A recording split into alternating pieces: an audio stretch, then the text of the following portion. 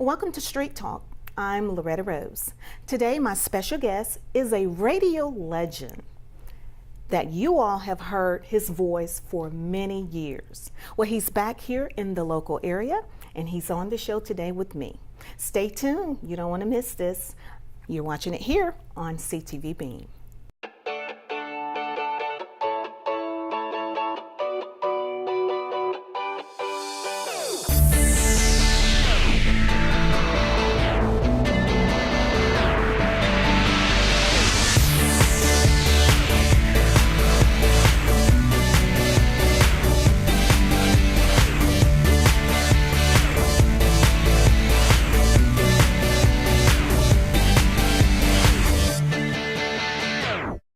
Welcome back to Street Talk. I'm Loretta Rose. My special guest today is the one and only Mr. Edgar Champagne. He is a legend, has been in this area for a very long time. And many of you have heard the slogan, the leader of beautiful people. So he's on the show today. Thank you so much. Thank you for joining. Loretta, thanks for having us out here. It's beautiful. You look nice always. Well, thank you. I appreciate it. With that handle, I got to kind of dress a little bit. Leader of beautiful people everywhere, and welcome to the best of all possible worlds. So you kind of have some kind of a brand or appearance, you know. I like that. Yeah. You know, when people hear that, they probably want to know, what do you mean about that? Yeah. Tell us. And it's not about appearance at all. It really, really isn't about appearance. I was in Montgomery on the radio at Hot 105. You could hear this station in Florida, Alabama, and Georgia. Oh, yes. And Charlie Wilson was coming to town, and he told a story about having to just get out of prison for drugs and what have you.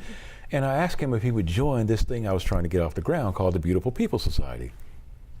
Well, I was frustrated because my grandmother as a kid said, oh, he's a pretty little boy, and I grew up thinking I was handsome. And I thought every year People magazine have the 50 most beautiful people, and they never contacted me. Oh. So I started my own Beautiful People Society. And so I put Charlie Wilson in, but it's about what is in your heart. And the creed is, if you believe in God, don't drink and drive, respect children, and try to better yourself every day, the inside will become beautiful, and you will radiate beauty from outside as well. I like That's how you become a beautiful person. That is nice. We got to get you in there. Yes. And you know, let me tell you, you've been in this area for a very long time. Correct.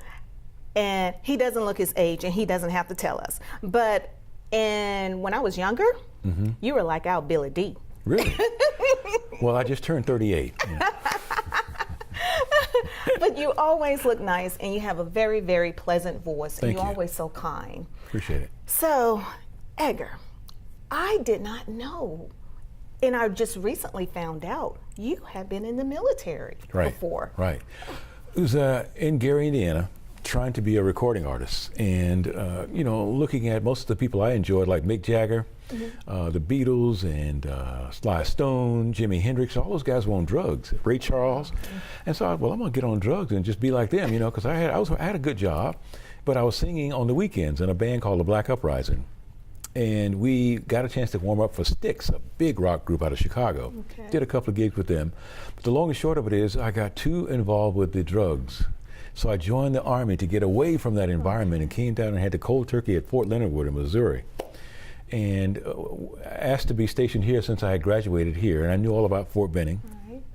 And that's how I got back here. My dad retired here, so we were already in Georgia. Okay. And that's how I got in the Army and got back here to Columbus, Georgia, and got into radio after listening to WOKS. That was before FM radio, believe it or not. Yes. And I heard some of the announcers, and I thought, well, wow, I can do as good, if not better than them. So let me go and apply. After listening to radio in Chicago, you can imagine what it was like up there. Larry Lujak and John Landecker and Carol, a lot of people on the radio, and they had these really great accents and everything. I thought, well, man, if I could just, get a chance to let people hear me, draw them into my personality, and maybe I'm on the road. And so here I am 30-some years later. And I think I've heard you on, when I traveled to Montgomery, I don't know if it's voiceover or commercial, but I thought I heard your voice in Montgomery a while back. sometime last year, and I was like, that sounds like Edgar. Yeah. Because your voice is so distinct. Sure. And you know it when you hear it. I have a very, very good agent, Terry Hadaway, who uses me sometimes on commercials. And I'll wind up in South Carolina, Tennessee, Georgia, Florida, stuff like that. And so it's pretty good, pays pretty well. That's wonderful. Yeah, That's yeah. wonderful. So Edgar, for those that have heard the name, but really don't know the man behind the name, how long have you been in radio? Let's help them to bring them up to speed. Yeah, started around October of '75 and took a little break. I got back in '76. Then I joined the Army. Getting out of the Army, in other words, but I got transferred over to Mississippi. Then I got transferred back to Montgomery and came back to Columbus. So it's been a little loop from Mississippi back over here. But I would say roughly off and on, without the car sales, about 32 to 35 years off and on the radio. Okay. So you used to do the car sales and all of that. I guess that's why you have such a strong connection too, because I've heard you out in the community. Yeah. With that as well. I wound up going through the Bill Hurd Academy. That was a zoo, and it was just exciting out there at Bill Hurd though, and the characters out there are unbelievable. You start making, if you just go to work at Bill Hurd, you could make $48,000 a year. Just show up every day. Wow. Some people out there are making $100,000. Wow. It was that good. And people, because we have a younger generation, so they're probably like, what is Bill Hurd? It's now Legacy, but it used to be Bill Hurd. And now it's turned into Sun Chevrolet. Get out. They sold out, yeah. So he just educated me. I didn't know that. You got to go out there and get them on your show. Well, I tell you, Edgar, you is a giant in what you do, and I respect your craft. You've been in radio for a very long time. What has changed from then to now? I know technology is one, but just to help us to understand the difference with then and now, because I know it's a big difference. Sure. Well, starting out in radio, originally we had the wax. We were playing 45s and CD, LPs along, and we had the Q records, and they went into carts. And that's part of the technology side. And now we're on to computers, where it's basically if they pay the power bill, if a station is in Alabama, if they pay Alabama Power, it'll run. You could probably drive to California and come back. As long as the power bill is paid and you've loaded your bill, it'll play. Same in Georgia. If you pay Georgia Power, the radio station will work. What's changed in terms of the delivery is that we've had to do more interviews. You had to do more interviews, and you got to include social media. And then you also have to be like a salesperson. In other words, when a person comes on, you can say, for example, well, I got a new sponsor coming on. They're going to tell you about such and such. And we're going to be out there live. And so you're always trying to magnetize and keep people gravitated toward the radio. And so we call that content, and we call that like fillers. Yes. Where if I say, well, listen, I've got Drake and I've got Tupac and I've got Alicia Keys coming up. Now, people love those three artists. And before you hear them, though, listen to this. And then the listen to this is either a joke or a bit or something in the news. And so if there was a gas spill in Phoenix City, hey, coming up, I've got the #1 song with the Migos. But first, I got to tell you about this gas spill on 280. Do not go over there. Police are trying to get people directed around 280. Go over to 13th or 14th and come over to Phoenix City, to Columbus, So that's how we're able to connect them. We are basically advertisers, and the music is a compliment. It's kind of like the steak is the advertisement, but the compliments, radio, the music is basically your potatoes and your salad, your juice and your dessert. That's what the music is, but the content is basically to get you all to buy advertisement. And we've got to be salespeople and find a way to introduce Drake and the Migos and everybody else, or Alicia Keys and Maxwell, Lionel Richie, over and over again. Because I hear that song way more than the public does.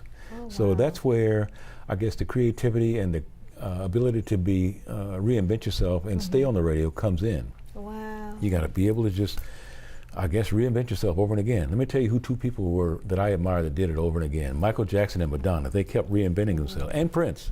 When you see those changes that those people come up with, when you don't hear a person on the radio after a long time, they have no creativity. They can't figure out how to get back. But those people were able to do it over and again. Justin Timberlake, he keeps reinventing himself. Drake and the rappers, they come up with different lyrics and a different way to present that same stuff. They're saying the same thing. My jewelry, my girlfriend, my car. Yeah. and stuff like that, and how Wow. many houses I got, but it's the same crap, they just got a different beat. Well, I got to play this song over and again, so I got to figure out ways to talk about it. Talk you know, about it. like I did a story on my show the other day where the story was 2 years old from I should say 2014. You know, but 2 or 3 years old, but it was so interesting because the Ledger Inquirer rebuffed it. They refreshed that story. Okay.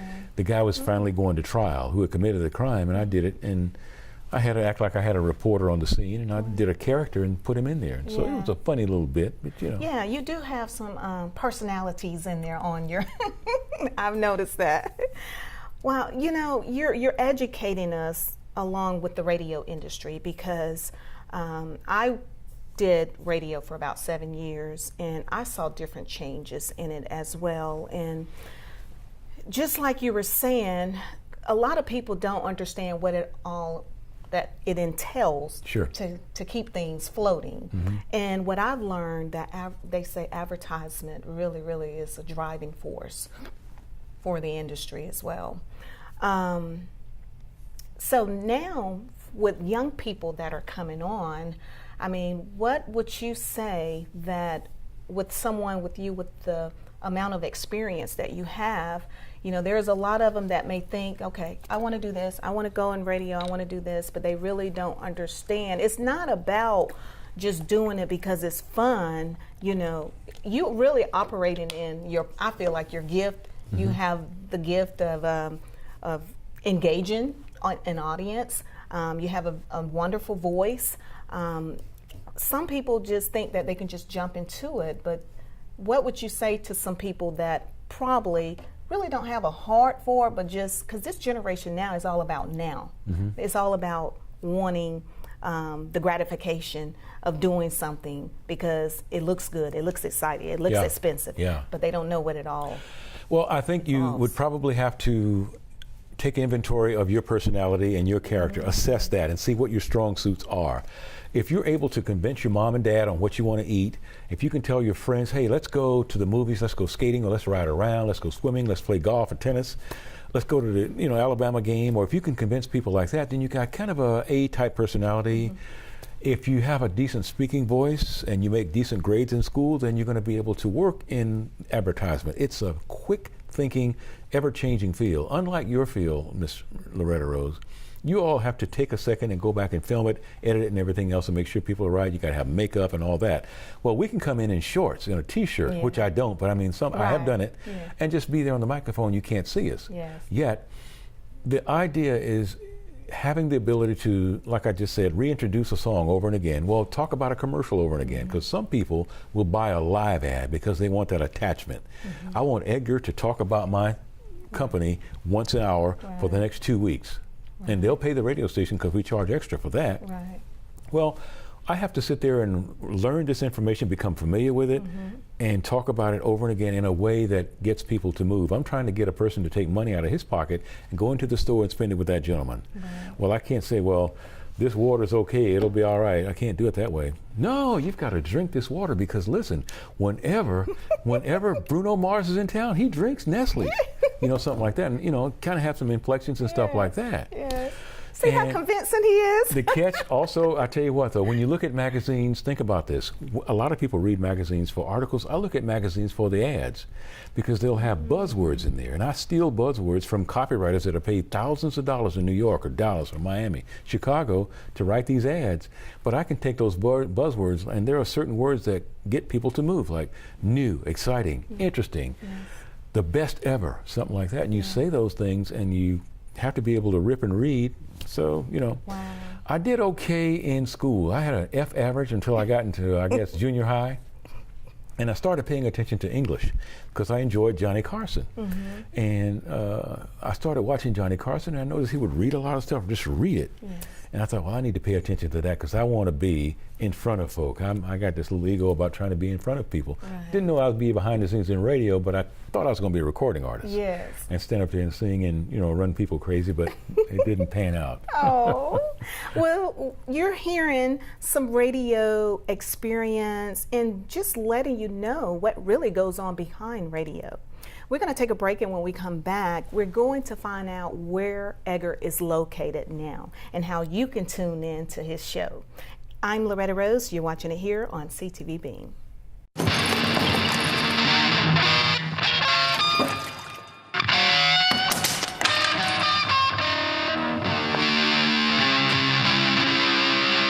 That sounds awful. Seriously, awful. But a lot better than last week.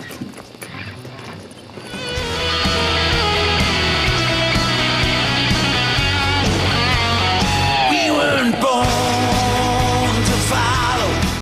Listen, I realize that I'm not perfect, but it all really started to change because you judge me for having a problem. No one is going to know that I need help. I need help. I know that no one is going to judge me for having a problem. I realize that I'm not perfect, but it all really started to change because you listen. Welcome back to Street Talk. My special guest is Edgar Champagne, radio personality, public figure, motivational speaker, and GQ all the time. Thank you so much again for being on the show. Thank you, Loretta, for having us. Well, you are here in Columbus now. Let everyone know the station you're at, and so they can follow you. Yeah. Well, I do mornings. I start at 5:30 every morning on R&B 92.1. That's WRCG. You can hear it on AM as well. And then in the afternoons, I come back and I change clothes and I come back and do hip hop 106.5 and I play rap. Oh. So I'm playing the R&B from Alicia Keys and your Maxwells and you know, people like that, Lettucey and what have you. And then in the evening, I play Migos, Drake, and Tupac, and Biggie, and what have you. Okay, so I didn't know you were doing both. I remember you started out with the hip hop, and I really enjoy that too. I really do, because you get a lot of the old school in there too. Yeah. And but this younger generation, I'm still learning some of their music. I have an 18-year-old, so she kind of keep me up to date. Sure. But with that being said, I'm sure you have seen a drastic change in the music over the years. Now, I know R&B is like your heart and soul, because that's what I remember hearing, because you will hook those lyrics up, okay? Yeah. So what has been some of the biggest changes you think you've seen with the music industry? I think the way the records are introduced to the market right now has been a big change. In the old days, you might get a promotion where a record rep would come in with Atlantic Star or maybe Barry White or someone like that, the Commodores and Michael Jackson or Prince and stuff like that, and you'd have a small promotion because they knew the star was so big they didn't have to do a whole lot. Right. So they would come in and say, well, I tell you what, we're going to take you all to dinner, and we got everybody a watch, you know, a little Timex watch or something like that, you know, and they give that to you as a gift. So every time you look at your Atlantic, oh, I need to play another song by Atlantic or something like that, you know, and that's how it worked in the old days, called a promotion. So nowadays, though, with the, I guess, hip hop being introduced, they raised the ante a little bit. Sometimes you could get as much as $2,500 on a promotion, and they would come in and say, well, look, we'll, if there's a movie coming in and the artist had a song on the soundtrack, well, we want to buy the theater out and let everybody go to the movie on, you know, 98.3 The Beat, or Hip Hop 106.5, or 92.1, or Kissin' 99, or WCGQ. We're taking you to the movies to see, you know, Basketball Girls or something like that, featuring Wiz Khalifa, We Them Boys, if he's in there. So if you're playing that record, Wiz Khalifa's people would come in, buy the studio out, which is a promotion, and, you know, boom, there you are. Well, let's fast forward now to today with this mumble rap, when you can't even understand what people are saying, like, I don't know why I can't. And you know, that's what we call mumble rap, but they got a beat and the kids can understand it. I don't know, they've got a different earwax cleaner than we had in the old days. There's something, they can understand that music. Well, those people have to pay more to get a song on like that, because it's really, in my opinion, it's less, it's a much less example of talent.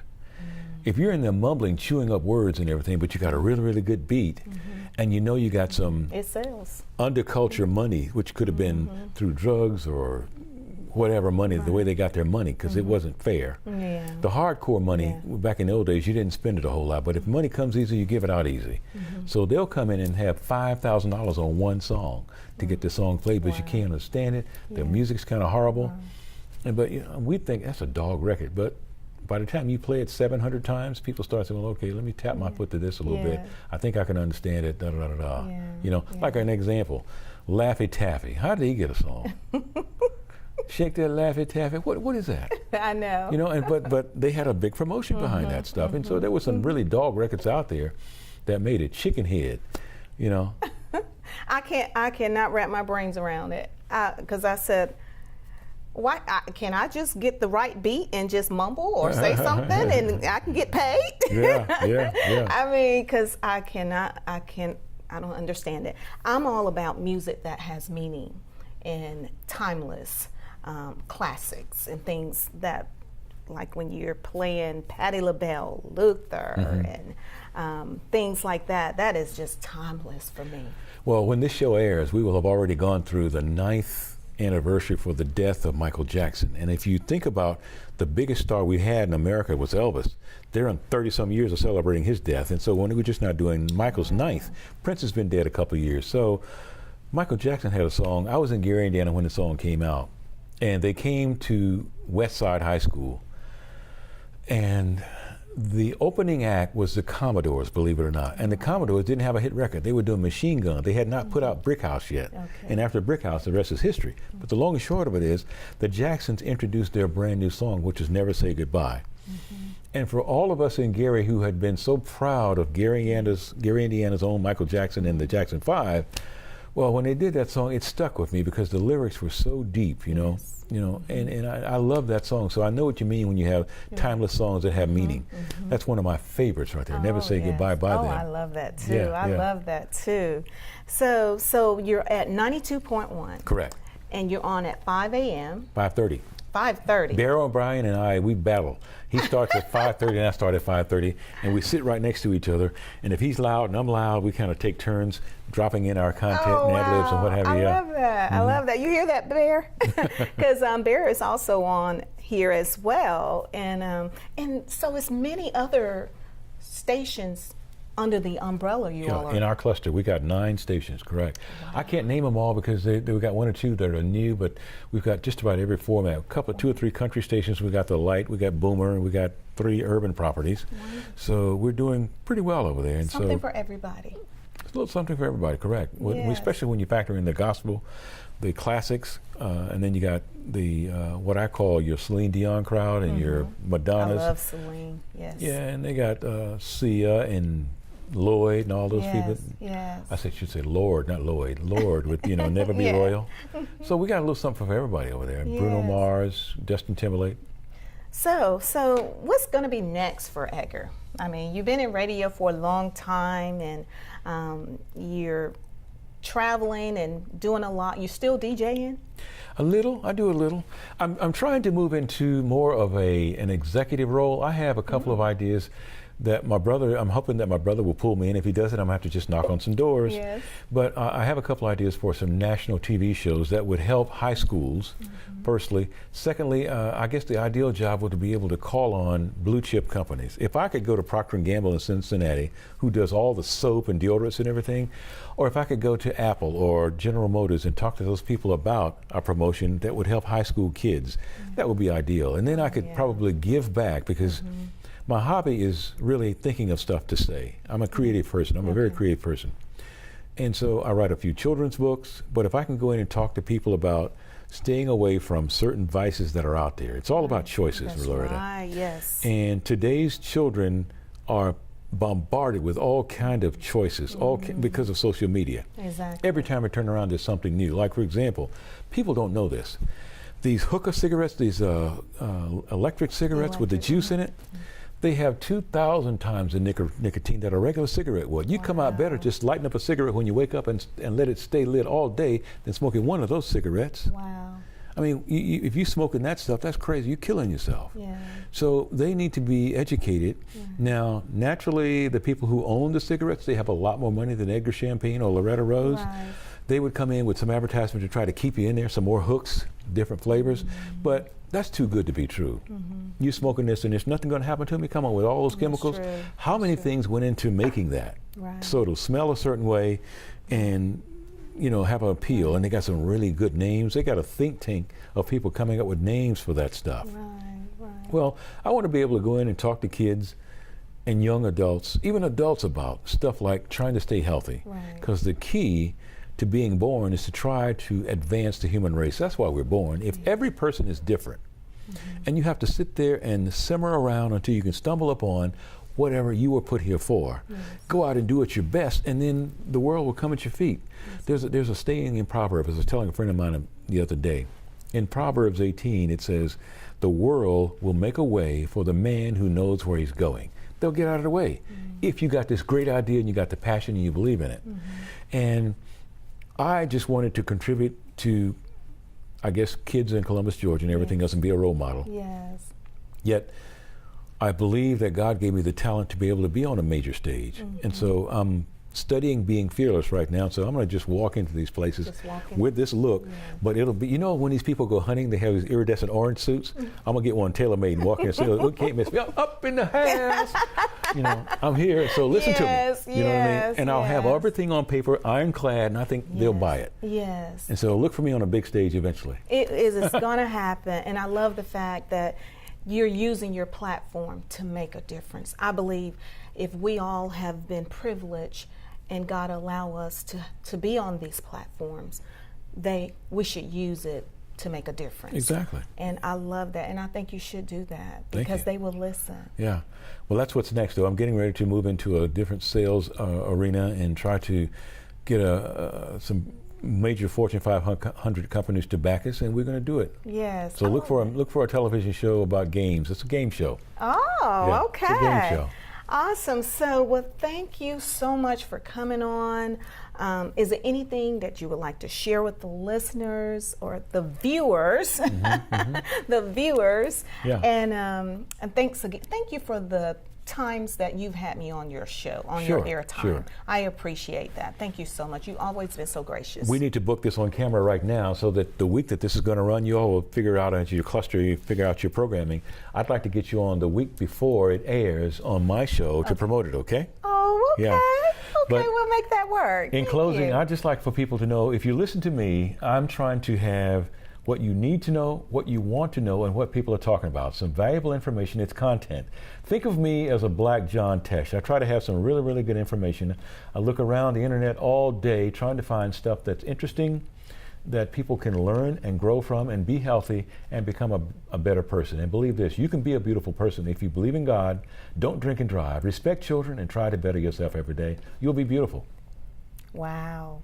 Well said. Well said. You just made it all come together. Thank you so much. Thank you. God bless you. Thank you, Ms. Rose. This is what we're supposed to do. Use the platform to make a difference. Thank you so much for tuning in to Street Talk. Our special guest, Edgar Champagne. I appreciate his time and him sharing his experience, and I'm sure that it would inspire you and enlighten you more about this public figure. Thank you for tuning in to Street Talk. You've been watching it here on CTV Bean.